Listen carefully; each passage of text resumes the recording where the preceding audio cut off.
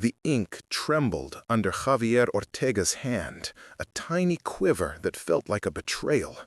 He watched each loop of his signature darken on the contract, as if the paper could read his fear.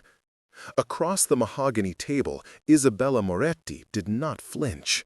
She watched him with the patient cruelty of someone who had watched cities fall apart under her orders and thought of them as puzzles. When he laid the pen down, the silence swelled into something loud enough to hurt, the kind of silence that meant there was no turning back. Wait, before the next revelation unfolds. If this story has already captured your heart, let us know where you're following from. To ensure you don't miss unexpected twists, emotional reconciliations, or new beginnings, subscribe and stay connected. Now, back to the story. He had not expected the room to smell like lemons. Not that morning in the Moretti suite off the plaza, where chandeliers threw thin knives of light, and the city noises were smothered by double-glazed windows and a concierge discretion. He had expected menace, or at least the cold, patient air of a lawyer's office. Instead, there was the polite, antiseptic tang of lilies and citrus hand soap, and the faint, stubborn trace of something that could have been coffee left to go bitter, human, domestic detail that made his stomach sink. Isabella's suit was the exact gray of an old photograph. No chest hair, no jewelry, except a family signet that might as well have been an emblem of sovereignty. She slid the contract toward him with fingers that were as efficient as a sharpened blade. "Read it again, Javier," she said, and the voice was low and smooth, an expensive voice that had given speeches and orders and condolences and curses. "There are clauses for the press, for the foundation, for the—" She flicked a wrist, and the rest of the sentence fell away. It didn't need finishing.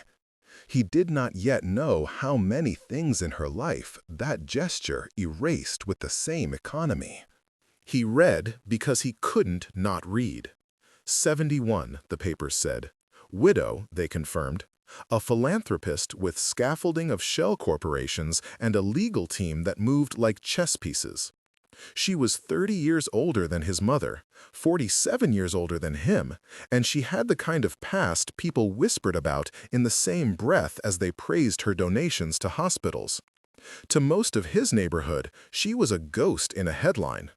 To Javier, she was the answer to a debt that had been piling on his shoulders since he left the apprenticeship kitchen to enroll in culinary school.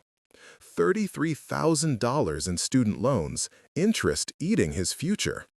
The offer was simple enough in structure: a marriage on paper, a name to erase the debt, a stipend to keep him and his mother afloat, and Javier walked away from jail time because Lucas' accusations and a fabric of unpaid favors had hung a threat over his family for months. In exchange, he became Isabella Moretti's husband in all legally relevant senses, a public prop with the right smile.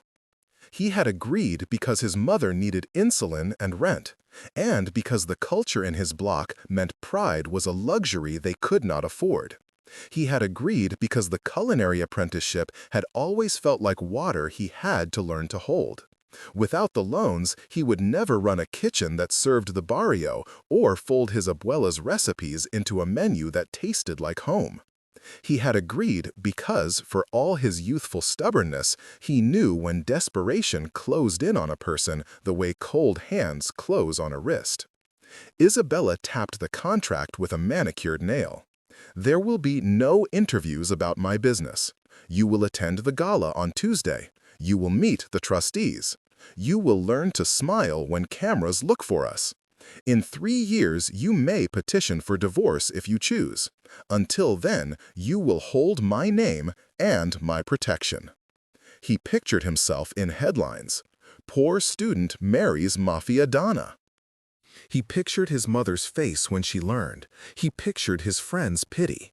He also pictured his abuela's apron, the one he had folded into his duffel when he left home, the one with a ring of burnt tomato sauce around the hem. He had dreamed of opening a tiny place where people who worked late could afford a plate and kids could steal a bun without judgment. That dream felt smaller than the letter of the contract lying between them, but it was still the thing that made him choose. He lifted the pen with hands that smelled faintly of rosemary from his recent prep, and he signed. The first few minutes after the signing were measured. A lawyer, slick and unbothered, offered curt congratulations that didn't feel like warmth. A younger man in a crisp suit stood at the perimeter, eyes like a hawk's, whispering into an earpiece. Isabella spoke with the kind of public composure that had been honed to a weapon. She praised his courage in a tone that sounded almost gentle. There were cameras. There was a brief staged press release that called the marriage a personal partnership in service to the community, and Javier had to remind himself to smile for the frame because the flash felt like a small animal's panic.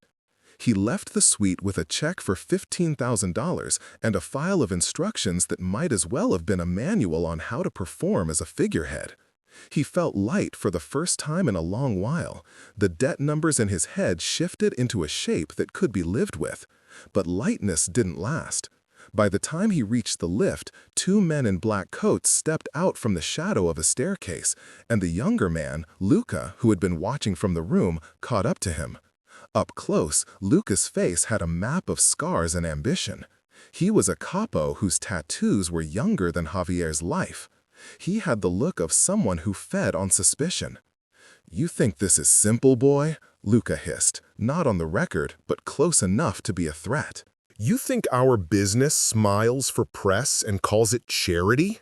There was a hardness underneath, as if the very idea of someone like Javier entering their orbit without a pedigree was obscene. "People like you take more than they give. You mark us. You bring cops." Javier's heart beat in his throat. "I signed to help my madre," he said. "You can check my bank account." "Madre," Luca repeated, and the tone implied both scorn and the peculiar grudging respect that comes with anyone who'd risk family for family. "You wear our name. You step wrong, the wolves will follow you home." Isabella had seen the exchange and drifted toward them with a grace that seemed practiced for this exact angle of life. There was a softness around her iris that flicked once toward him and then vanished, the same motion a hand makes when it tests a surface. She put her hand on Javier's arm in a motion that stunned him, not affectionate but anchoring. "Luca, he's under my protection," she said in that quiet, unarguable voice. He signed. "We close this now." Luca bowed as if to the inevitable, but not wholeheartedly. The men in black dispersed, and Javier walked into the city with Isabella's name on his tongue like a foreign recipe he had to learn to pronounce. He felt watched and strangely important, as if he had been set on a stage where the lighting was too bright and the script too dangerous. That night, aboard a town car he didn't know how to open without a driver, Isabella sent instructions to her aides with brief, exacting notes. She had him dine at the suite that evening. She wanted to observe him in the private kitchen, to taste how a man who could fold masa for tamales might also fold under pressure. He scrubbed his hands raw to wash the day off, and then stood facing her dining table where the china was too formal and the silver did not belong to his sort of life. The meal was impeccable. Scallops with a glaze that tasted of citrus and something like smoke. Bread shaped like small moons. He ate because to refuse would be rudeness in any dining room, and because he was starving. They took no small talk from each other at first. Isabella asked about his mother, about the abuela's recipes, and Javier told her the things he always told himself, that cooking was his rebellion and his prayer, that food could reassemble people the way a surgeon might reassemble gears. There was a moment when she asked him, blunt as a bone, if he was frightened. He admitted he was, and the admission seemed to interest her more than the deliciousness of the scallops. "Fear is useful," she observed. "It keeps you alive if you do not let it harden into something dead." He believed her, though he didn't know whether she meant it as comfort or threat. He saw then, in the lines of the corner of her eyes, maps of battles that had long ago been fought. There was a loneliness there, like a house left empty after a family moved away with the curtains still drawn. He understood, with a strange cold that spread beneath his ribs, that Isabella's reach, the algorithms and shell corporations and the men who moved like shadows at her bid, had not simply built her an empire. They had built her a prison of power. 2 days into his new life, the first real accusation came from the least expected place. A frayed photograph on the wall of the dining suite that someone had mistakenly left visible. It showed a younger Isabella, hair undone, with a stained apron hanging at her waist and a knife beside a wooden board. It was a tiny, humanizing thing that had not been meant for Javier's eyes. He paused, and his mouth made the shape of the old woman he had only ever seen in headlines. "You used to cook," he said, and the small, surprised expression she made was something he had not been allowed to see. "Once," she said, "a long time ago." There was a pause, because the words meant options he had not counted as valid. His world, the cramped kitchen in his mother's apartment, the night markets, the apprenticeship with a sous chef who cursed like the weather, collided with hers, a world of encrypted ledgers and boardrooms and men who disappeared with a nod. Power, he realized, was not only in what she could take, it was also in what she had given up. That realization dug into him, tender and dangerous, and the first seeds of something other than fear, curiosity, guilt, the faint, inadmissible tilt toward care, began to grow. By the end of the 3rd day, acclimation meant learning to smile for the cameras, to accept the quiet protection offered, and to watch the edges where loyalty and menace braided. It meant accepting Lucas' glare and Isabella's almost imperceptible nods when she wanted more than words could say. It meant Javier carrying with him the taste of scallops and lemon in his mouth while he lay awake thinking of tomato sauce and abuela. It meant that everything had tilted, a little, toward an impossible geometry. A poor student married to a Donna of 40 years more age and a century more power, and the city outside already rearranging itself around their new alignment. He had signed a contract for survival. He had not yet understood he had also signed for a gaze that would follow him into every kitchen he would ever run. He woke on the 4th morning with the taste of lemon and smoked scallops still in his mouth, and the peculiar sensation that his life had been altered by a seasoning. The suite felt smaller somehow, as if the furniture had shifted while he slept and now blocked the path back to the life he had left. Through the heavy drapes, the city breathed. Taxi horns monotonous, a distant siren that could have been anything, a dog barking like an alarm clock. He sat up and found the ring of the contract lay folded on the nightstand, not flashy but impossible to ignore. It shone like a question. Isabella's staff moved with quiet, efficient choreography around him that morning. A young woman, Marisol, who had the same soft resilience as Javier's neighbor back home, brought coffee. It was not the kind he boiled on the hot plate at the apartment. This one was poured from a silver pot into porcelain, and the steam made a halo around the woman's hair. She told him, in careful phrases, that there would be a rehearsal for the gala later. There were photographers and trustees who needed to see a united front. She asked, politely, whether he had any questions about the talking points. He read them and found phrases like community uplift, strategic partnership, and legacy building printed in comforting fonts that made Isabella sound like a philanthropist in a brochure rather than a woman who ordered lives to be rearranged. "What do you want to do?" Marisol asked at one point, and it was the most human question he had been asked since he signed. He wanted, absurdly, to knead dough. He wanted to knead his hands into warmth and familiarity and know that the thing he made fed someone not because of tact or optics, but because it healed. He wanted to tell Marisol that he had a dream of a kitchen with chipped tiles and a chalkboard with daily specials in the language his grandmother had used to bless a pot.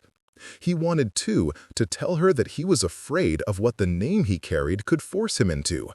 But politeness and his new role smoothed his tongue. He said, "I'll do whatever helps." Later that morning, Isabella summoned him to her study. The room was lined with books and screens, a marriage of leather-bound volumes and living data. She had a way of occupying silence so that it felt deliberate rather than awkward. She lit a cigarette and then, as if remembering some inelegant habit, ground it beneath a crystal ashtray with a thumb that had known worse kinds of pressure. "Tell me about the apprenticeship," she said. And when he talked, her expression shifted, less the implacable ruler, more the curious student. He described a sous chef who could make a consommé sing, an instructor whose hands were perpetually burn-scarred from impatience and love. He spoke of long nights, of cleaning fish with fingers that hurt afterward, of the first time someone said his mole, grilled to caramel, had changed the way they thought of simple food.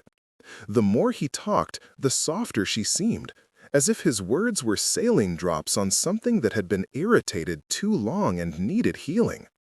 "Food is a form of influence," Isabella said quietly. "It feeds bodies, yes, but it also tracks memory.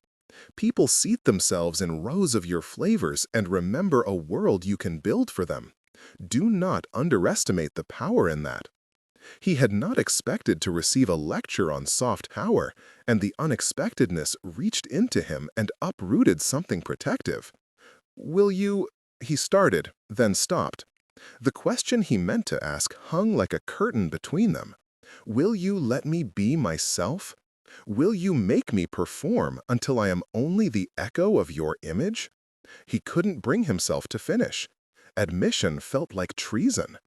Instead, he watched the way her hand moved to the ashtray and folded into the shape of a ruler closing. "You will play your part," Isabella said, "publicly. But privately, you will have opportunities. I do not buy things I do not intend to mine. I am offering you tools you have not yet had.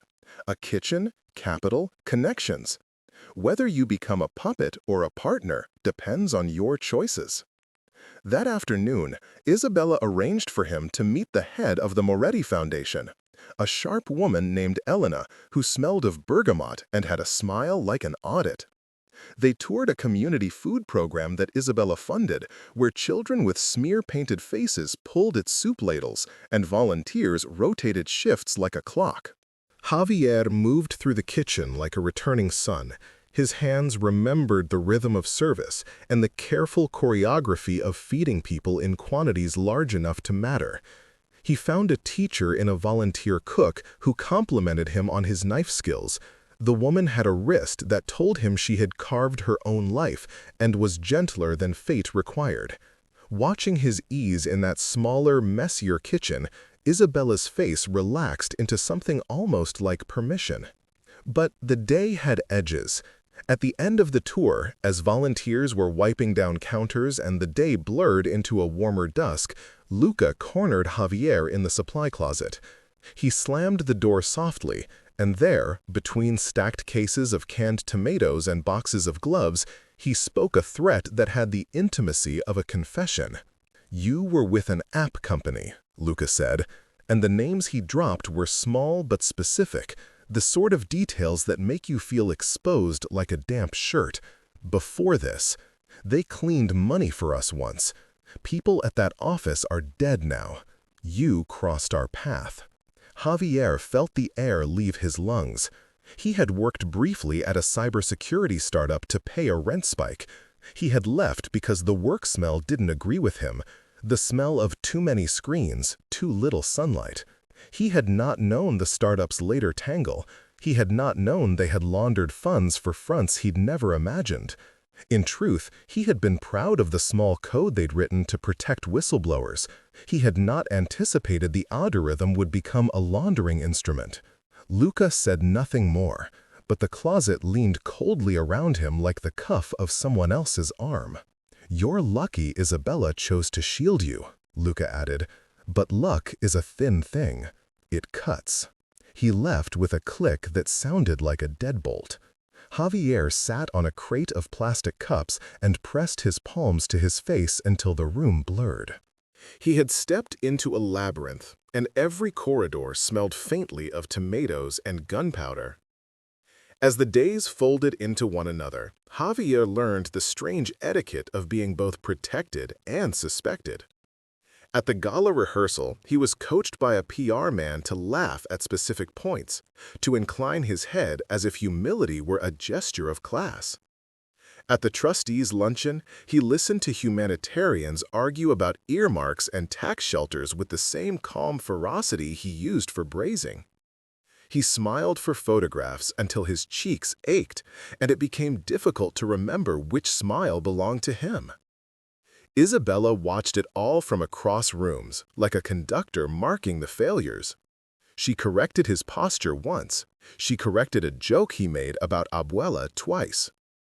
Yet between corrections, there were moments, slender, almost secret, where she invited him into a different economy. Once, she asked him to teach her about spices in the private pantry. He hesitated, then opened jars, letting cardamom and cumin bloom in his hands. She closed her eyes when he crushed a pod between thumb and forefinger and inhaled as if the scent made her remember a life from which she had been exiled. "I liked rosemary when I was small," she said. "It felt hopeful." He taught her how to press garlic into a paste that smelled like summer. And when he crushed the bulb, she watched him as if learning the smallest cheat for winning against time. They spoke of recipes as heirlooms, and in those moments, the power dynamic bled into something softer: mentorship, gratitude, the odd intimacies of sharing taste. He began to understand that Isabella's world was not only about domination. She used beauty and generosity like armor. Sometimes, in private, she used tenderness as currency no one else could afford. But tenderness coexisted with danger. Word arrived on day 5, an encrypted message that Isabella read alone in her study, one eye catching the lamplight like a shard. After that, the entire household contracted. A hush descended like a net. The message referenced a ledger, an untraceable trail that might tie certain international transfers to a corporate partner the Morettis preferred to keep obscured. Isabella's jaw tightened. The muscle at her temple picked up in a way Javier realized meant a plan forming. She shut off the screens and walked to the window, looking out at a skyline that had always belonged to her, and yet that day seemed to close like a fist. "Isla," he started, the name forming in his mouth like a prayer and forbidden. He had not yet learned the correct distance, the right warmth. She turned to him, and for a second, an impossible, luminous second, her face was open like a book left on a table. "They will test me," she said. "They will test us." Days later, the testing began. A federal investigator appeared in a food bank line under the excuse of charity work. Another journalist wrote a piece asking pointed questions about shell corporations.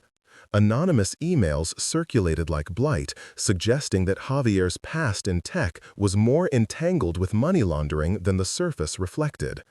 Someone had dug into his old employment and found the edge of an algorithm that could be twisted. The air felt thinner in the suite. Even the linens seemed to have less give. Someone in Isabella's inner circle whispered that Javier's old contact, Mateo, a ghost from his brief coding job, had resurfaced. Mateo had a reputation for turning information into explosives and vanishing. The idea that Javier might have an old connection to someone capable of detonating the facade made the trustees nervous. Elena, the foundation head, asked pointedly whether Javier had any dealings that could threaten the organization. Javier said no, because the truth was more complicated. He had been young, naive, and sometimes people he knew had been better at disappearing than they were at choosing loyalty. The accusation metastasized quickly. Luca found it easy to fan suspicion into flame. He began to make offhand comments in front of people, letting the rumor rodent its way through rooms. "We don't tolerate moles," he said once, as if delivering a proverb, "especially not in the pantry." Isabella responded with a strategy both public and private. Publicly, she tightened the narrative. More photos in soup kitchens, more speeches about regenerative programs, and Javier at her side with the right smile. Privately, she fenced him in with trust tests. A staged dinner at which an associate would slip a question meant to flush out any network.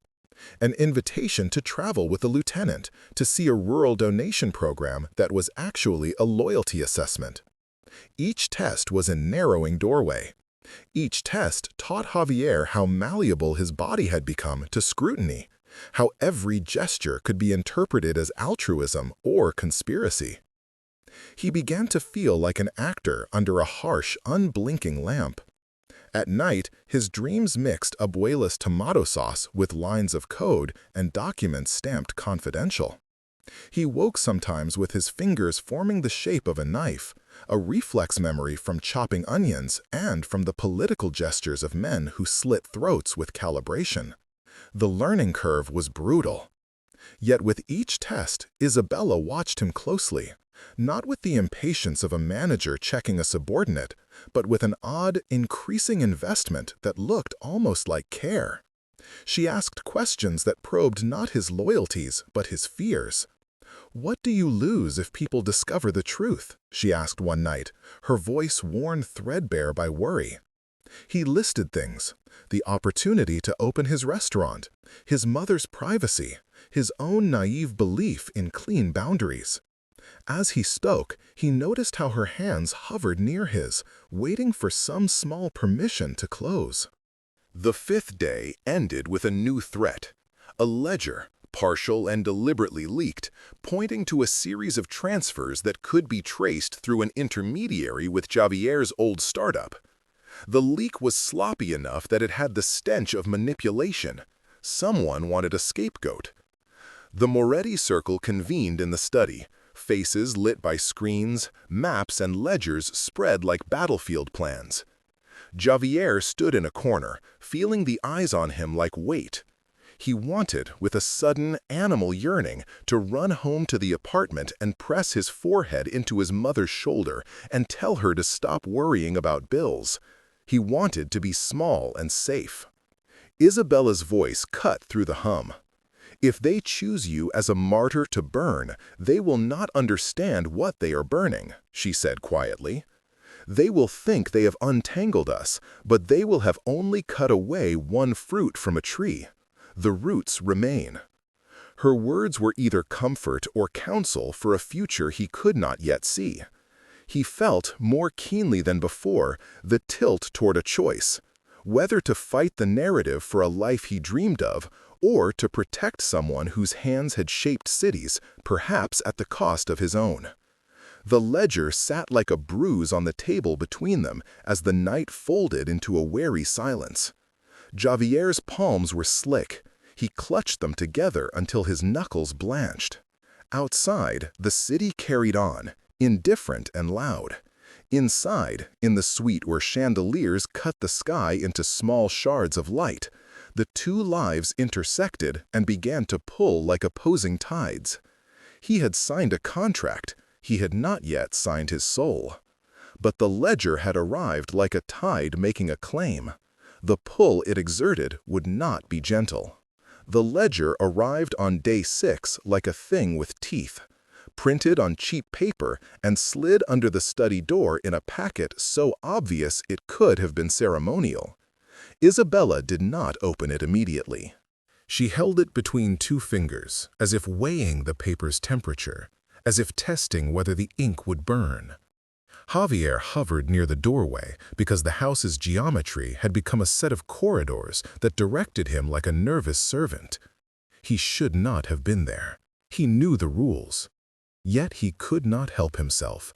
Everything he had signed for was being rearranged in real time, and the sight of that paper in Isabella's hand felt like watching his own life listed out in points. When she finally opened it, she read with a kind of clinical slowness that made him think of an autopsy. The ledger had columns of dates, corporate shell names, and transfers that traced a backward path like a river dragging mud through too many tributaries. In the margins, someone had scrawled initials, Mateos, meaning either to implicate him or to trumpet the discovery.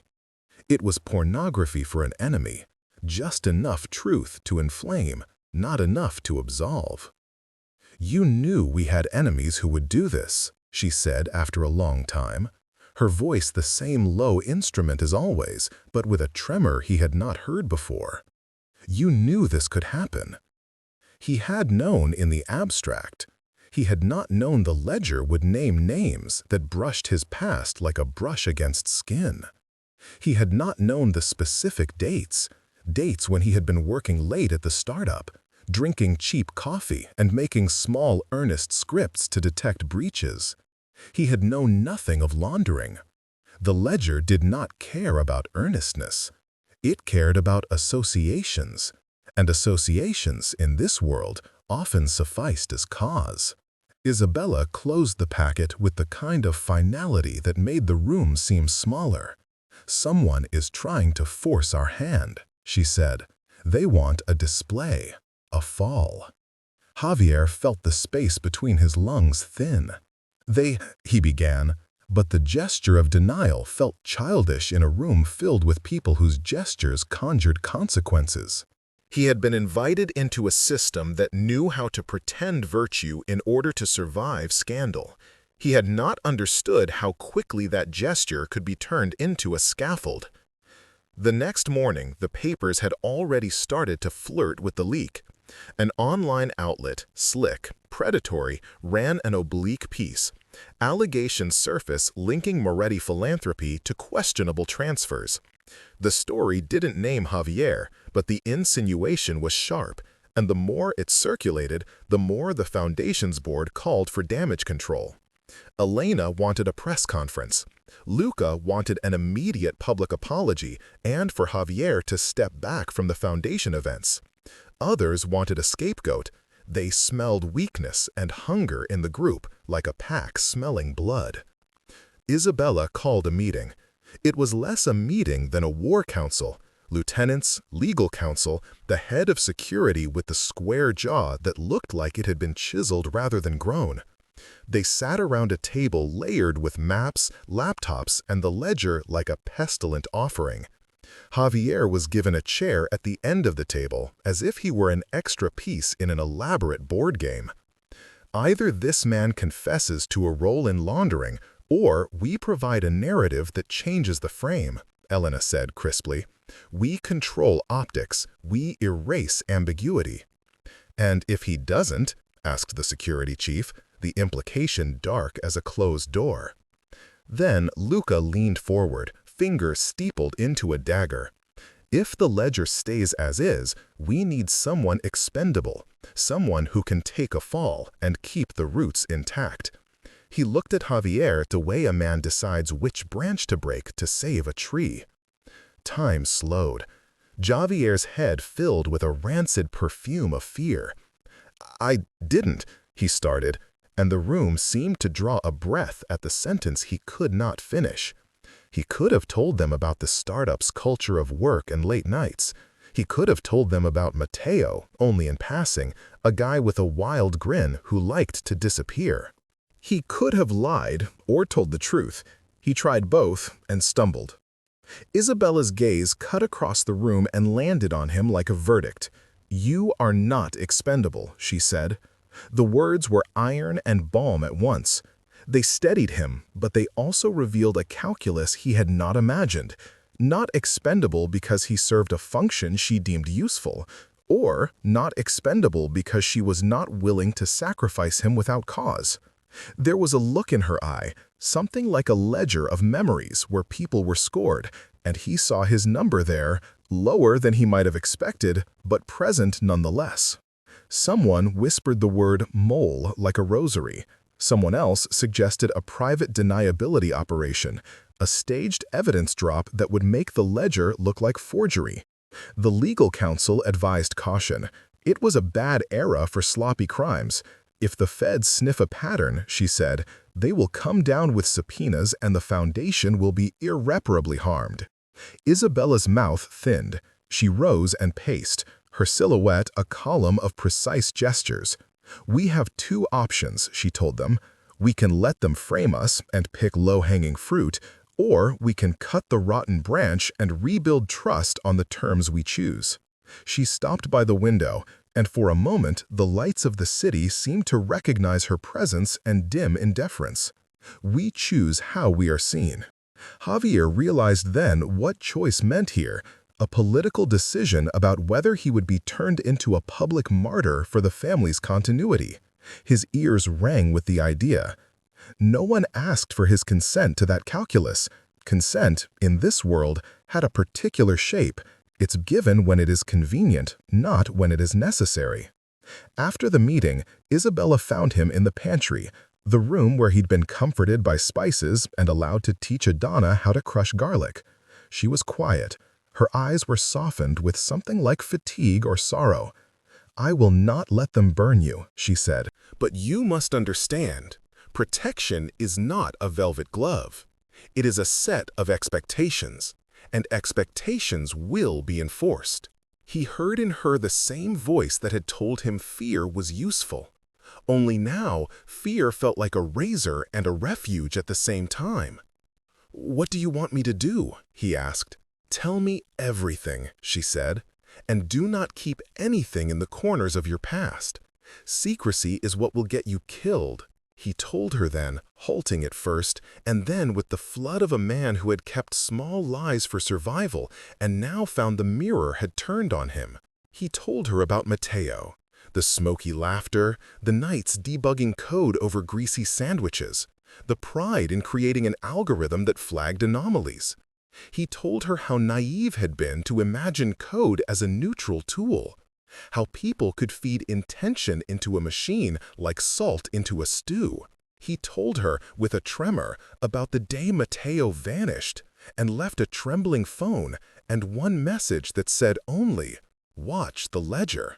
Isabella listened with a stillness that was not simply lack of expression, but accumulation. When he finished, she didn't move for a while. The room pressed on them with the smell of canned tomatoes and the faint lemon of the sweet. Finally, she said, "We will investigate Mateo, but clandestinely. You will be limited in public. You will attend the gala, but refrain from interviews. We will release a statement protecting our work." The plan was mercilessly efficient. Isabella set a net of covert inquiries and private investigators. Elena prepared the public statement. Luca began to arrange for Javier to be seen at pre-approved events. The ledger's levers were being slowly re-engineered. But the plan also contained adjustments that cut into Javier's soul. He was to step back from his culinary volunteer work in public, a fact Isabella framed as necessary to his protection. He would not be allowed to open a conversation about his dreams in the way he had intended. He would be fenced in. At night, after the meetings and the strategizing, Isabella took to walking the corridors alone. Javier followed once, drawn by a compulsion he could not name. He found her in a small, neglected terrace off her private study, where a lemon tree grew in a pot and the city unfolded like an empamped ocean. She stood with her back to him like someone with a secret. "Do you hate me?" he asked suddenly, and the question cracked. He had imagined it would be rhetorical, but as soon as it left his mouth, it felt like throwing a pebble into a sensitive lake. She turned. Her face, in the terrace light, was older than the headlines had suggested, and softer in an unguarded way. "No," she said simply, "I do not hate you." Then why? He could not name the truth he wanted. Why would she protect him when everyone else wanted someone expendable? Why would she set traps to save him at the cost of his public life? Why save me? She closed her eyes, and for a second the lines on her face read like a map of private weather.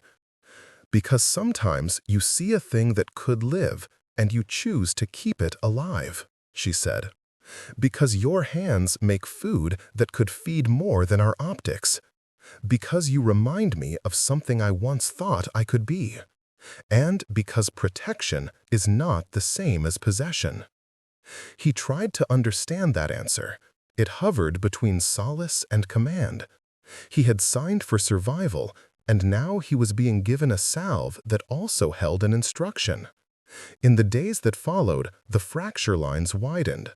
Friends in his neighborhood began to look at him differently, some with awe, some with suspicion. His mother's gratitude was laced with unease. She worried about Jezebel's boxes and whether the city would mistake rescue for complicity. The startup's alumni sent queries that read like subpoenas. Mateo remained a ghost. Then, 2 nights before the ledger was to be made public in a calculated leak designed to flush out whoever pushed it, Luca cornered Javier in the garage and pressed a question like an accusation. "If Mateo comes back, which side will you stand on?" he asked. Javier looked at him and felt an animal panic he had never known.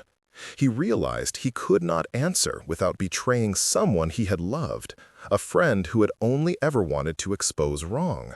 And he could not answer without betraying the person who had put her name to his contract.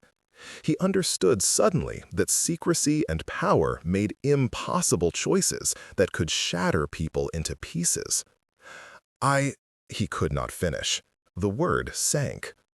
Luca's expression hardened into the sort of resolve that ends conversations with decisions.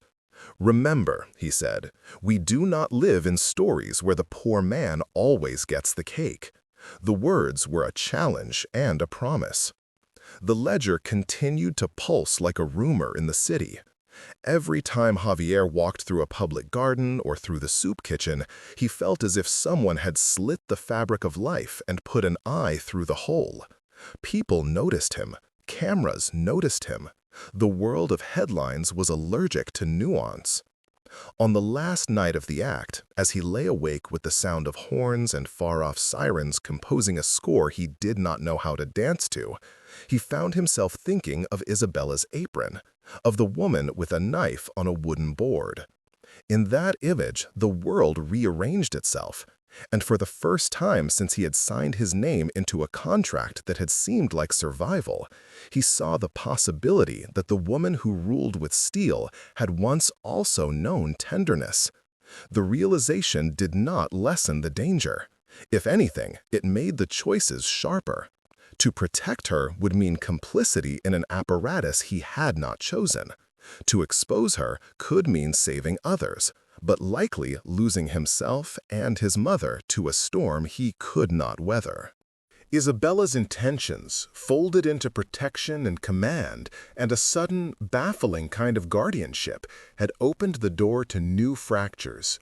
The ledger had not merely revealed transfers, it had peeled back faces, made alliances brittle, and forced Javier to see the jagged map of what he'd traded for survival.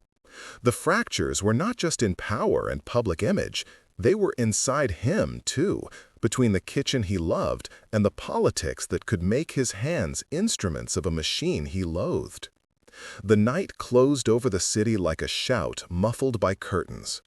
Javier lay with his hands clenched and thought of Abuela's recipes, of Isabella's fingers that had pressed a cigarette stub into ash, and of a ledger that wanted a life for a lie. He had entered a house that smelled of lemons and civility, and now found that civility was a veneer over a world that broke people to keep itself whole. He had thought the contract would be a simple transaction. Instead, it was an entrance into a place where secrets were currency and fractures were inevitable. The ledger was only the beginning. He woke to the sound of footsteps above the suite like someone pacing out a summons. Isabella was not usually restless enough to wander at dawn. When she moved like that, it was because gears in her mind had locked and would not release. He followed the sound down a corridor that smelled faintly of lemon rind and old paper and found her on the terrace, the city smeared into morning light beneath her. She held 2 cups of coffee in small porcelain hands, as if the cups themselves were delicate contraband. "You shouldn't have followed me," she said without turning. "I couldn't sleep," he answered truthfully. "You sounded like someone trying to decide whether to break a habit or keep it." She offered him the other cup. For a moment they stood in that thin sharing, 2 people who had chosen to share a roof and now, awkwardly, a history. "There is a meeting today that will test more than our statements," she said finally. "They will ask for proof of complicity, and we will have to give them a story. I could give them a scapegoat. I could manufacture a narrative that saves the roots. But I want you to understand the cost." He took the cup and felt the warmth, as if it were a promise. "You said you wouldn't let them burn me," he said. "Is that still true?" "It is," she said. Her voice was the same low instrument, but now it trembled like a wire struck too hard.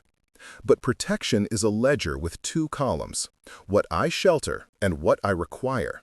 Today, you will choose which column your life sits in." They walked through the suite as the household assembled.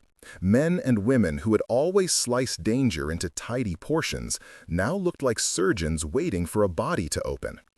Isabella's inner circle moved around her with the nervous precision of people accustomed to dancing on broken ice. He introduced Javier to an interloper, a federal counsel in civies who'd been invited under the pretense of charity oversight. He had the sort of bland face that fed on exposed nerves. The interrogation started soft and then grew sharp, a series of cut-flowers questions meant to draw blood. Elena read from a prepared brief. Luca leaned forward as if the table might declare a verdict. The counsel asked about Javier's past employment and whether he had ever knowingly been party to laundering. Javier felt the room contract with every syllable he did not know how to shape into truth that would not undo everything. Isabella watched him closely. The look she gave him was not pity, but calibration. "Tell them what you know," she said quietly, as if that were a choice and not a command. He did. He told the truncated truth because lies in a room like that were like snakes. They could coil and strike you from behind. He admitted the startup work, the long nights, the small code intended to flag anomalies. He left out nothing about Mateo, who he had been and how he had vanished, because omission would become its own accusation. The counsel listened, head cocked like a bird assessing a new sound. Questions came that required him to name dates, people, functions. He answered with as much honesty as would not obliterate the people he loved. When he finished, there was a silence that felt like the city inhaling. Isabella's hand found his on the table and squeezed, a small, private signal that made his pulse jolt. The counsel rose and said he would take their statements and run them against existing records. "If we find discrepancies," he said, "you will have to answer to subpoenas." Isabella inclined her head to the man with a civility that was also a trap. "Then let them look where they wish," she said. "We will not dance to someone else's music." After the man left, the room's temperature shifted. The men in tailored jackets relaxed fractionally, as if the air had been tested and found not lethal. But the ledger still sat like a bruised thing on a table, and the evidence trail had not been erased.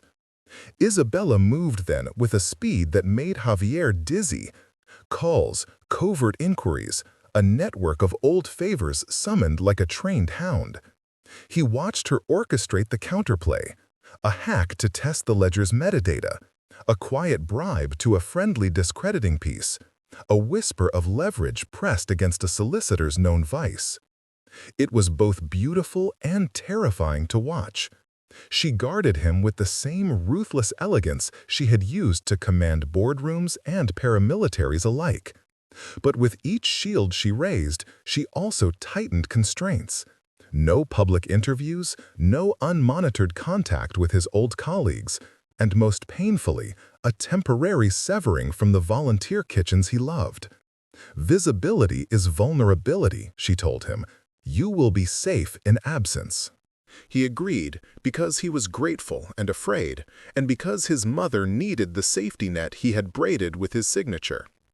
For 2 days he retreated into a private practice of quiet, chopping herbs in the sweet kitchen when no one watched, tasting a broth he could not put on any public plate, learning how the flame here burned differently. Isabella visited him in those moments not to correct but to study, and sometimes she would close her eyes when he described a braise or folded a dough, and a line softened in her face that he had not seen in public. And then came the strike that made theory into consequence. An anonymous agent, likely a clean hand sent by an enemy, arranged for a digital leak of the startup server logs. The fledgling investigation flagged irregular API calls that matched transfer times in the ledger. The counsel called Isabella. Luca smiled like a man who smelled a seal being opened. Now there was a choice that could not be deferred. Isabella presented 2 paths in a voice that left no room for democratic debate. Manufacture a narrative that framed the ledger as forgery and burn a lesser associate to validate it, or publicly reveal parts of the truth and invite legal storms that could unroot the Moretti's foundations but might spare innocent people from being punished. Both options carried damage. Both were irrevocable. Take the fall, Luca suggested, with a casualness like laying down a napkin, as if he were proposing a menu item and not human collateral. We name someone, and the tide will take them. Isabella's fingers tightened around the rim of her cup until porcelain creaked. "I will not sacrifice a life without knowing the alternatives," she said. Her eyes found Javert's across the table, and, for the first time, the calculation there was not solely tactical. It was personal. You could disappear quietly. You could accept a narrative that saves others but ruins you. Or you could help us find Matteo and expose the real architects. Javier's stomach felt as if acid had been poured into it. "If I help find Matteo," he asked, "what happens to me?" "You will be compromised," Isabella said. "It is possible you will be implicated in the cleanup work. It is possible you will be used. Or it is possible you will help unravel the ledger and give us evidence that reframes the narrative. There is risk in both paths, but I will not have you burned to prop up an illusion." The admission stunned him. In a world that had assumed his expendability like a given, her refusal to throw him to the wolves read like mercy laced with danger. He saw, sharply, that she could have chosen to protect him by burying him, erasing his public life to preserve the Moretti name. Instead, she offered danger that might carve out truth. They chose truth with caveats. A team was assembled, the head of security, a discreet cyber operator Isabella had trusted for years, and Javier himself as the only person with a thread to Matteo. They would trace the metadata, follow the digital breadcrumb, and attempt to find the man who might exonerate or condemn them all.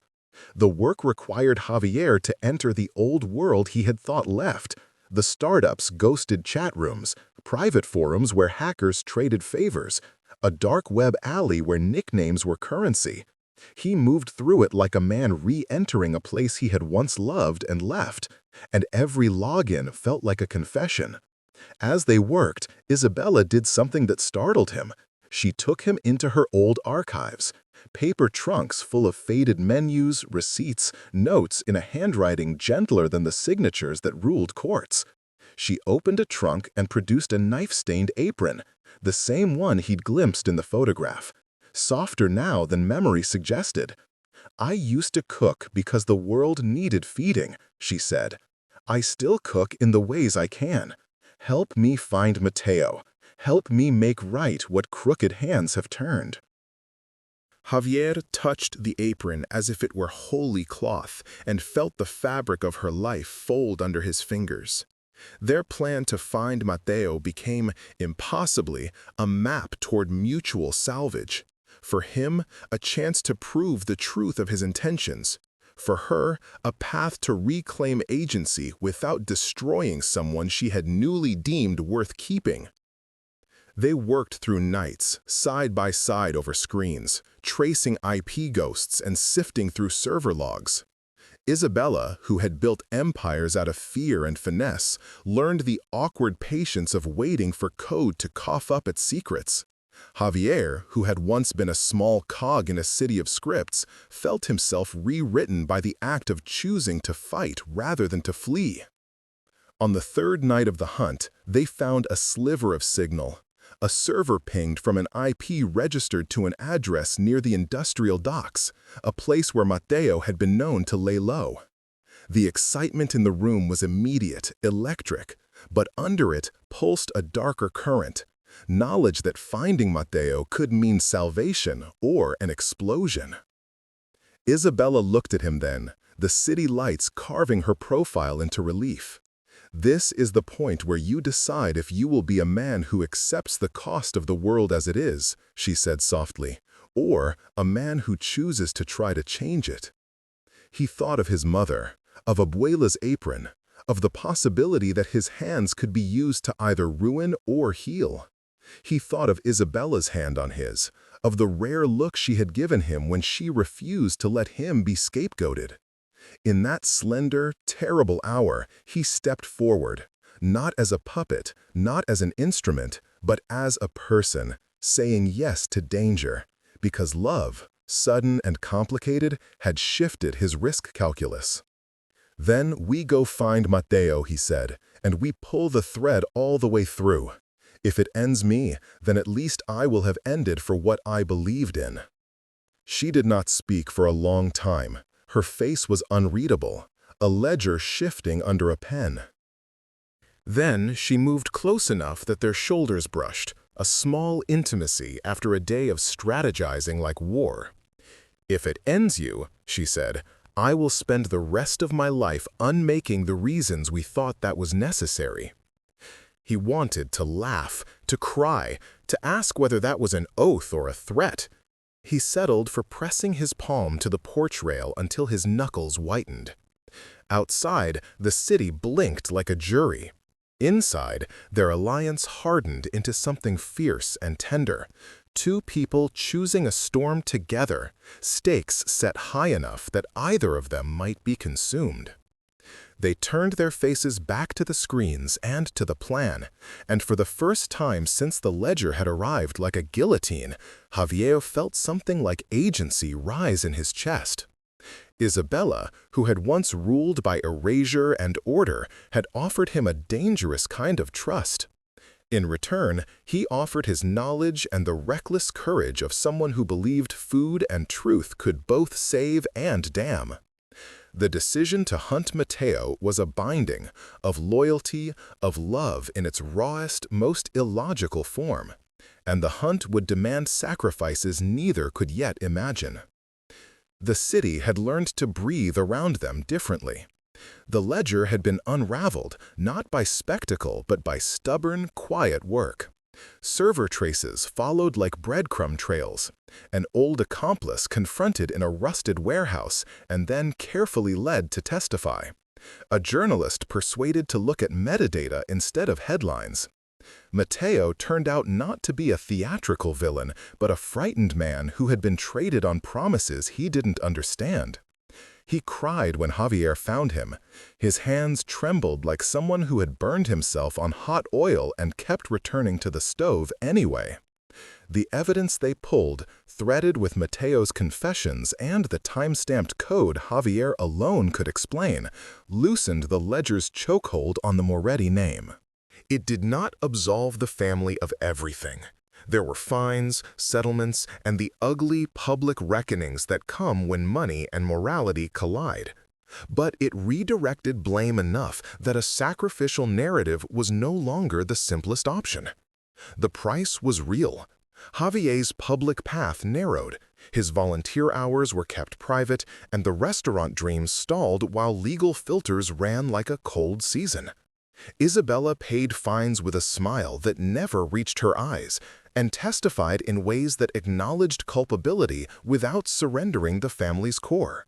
She walked into courtrooms with Javier's name held like a shield and a secret more human than the tabloids suggested.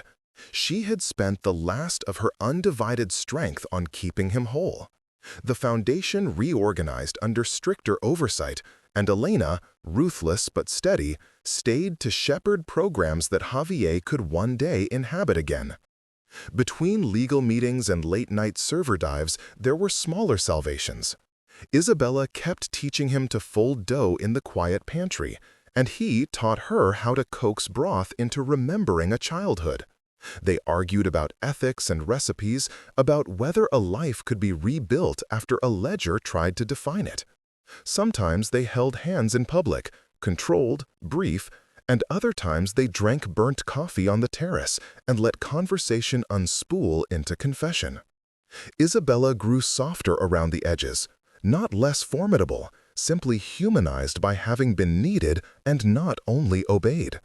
Javier learned how power could be wielded with restraint, and how love could be a kind of strategy in itself, defiant, inconvenient, tender. His mother took up shifts again, eyes less haunted. The apartment's kitchen still smelled of tomato and laughter. The final image came on a morning that had no fanfare. Isabella stood at the sweet's small stove in an apron worn at the edges, sunlight catching her silver hair. Javier slid a tray of warm rolls toward her, cracked, imperfect, fragrant with rosemary, and she smiled, small and sudden, like a city remembering its favorite street. They ate together, hands brushing over the plate, and for a moment, the ledger's shadow receded into something they could name and keep.